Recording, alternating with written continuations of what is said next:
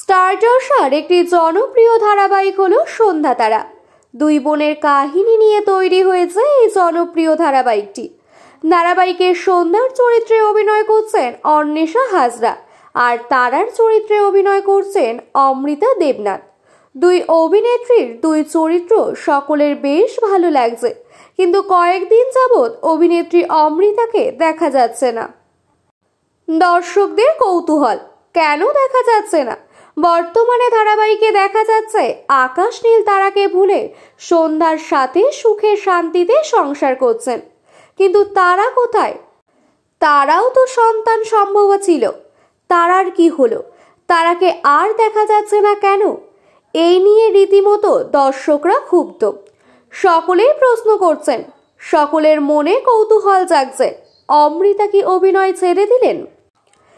এত প্রশ্ন হওয়ার কারণ আছে। আসলে স্টার জলসা পরিবার অ্যাওয়ার্ডেও তাকে দেখা যায়নি।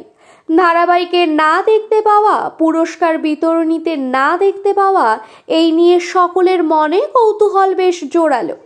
এর মাঝেই দেখা মিলল আরও এক নতুন ঘটনা। অমৃতার সাম্প্রতিক পোস্ট বলছে অন্য কিছু। সোশ্যাল মিডিয়ায় একটি ছবি পোস্ট করেছেন। ক্যাপশনে লিখেছেন, কখনো কখনো কিছু শো বা কিছু জিনিস আমার যোগ্য নয়, কারণ আমার জন্য আরো বড় জিনিস অপেক্ষা করছে। এই ক্যাপশন দেখে অনেকেই মনে করছেন চ্যানেল কর্তৃপক্ষ তাকে বাদ দিয়েছে। সত্যিই কি তাই? এ বিষয়ে কোনো স্পষ্ট উত্তর পাওয়া যায়নি।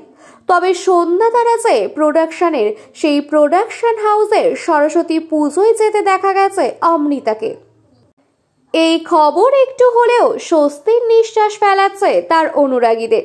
সময় এলেই বলবে কোনটা সঠিক। উল্লেখ্য, 2017 সালে স্টার জলসার দেবী পক্ষ ধারাবাহিক দিয়ে শুরু হয় অভিনয় যাত্রা।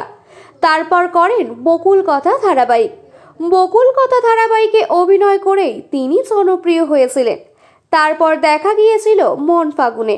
মন ফাগুনের পর কিছুটা বিরতি নিয়ে সন্ধ্যা তারাতে কামব্যাক করেছেন তিনি।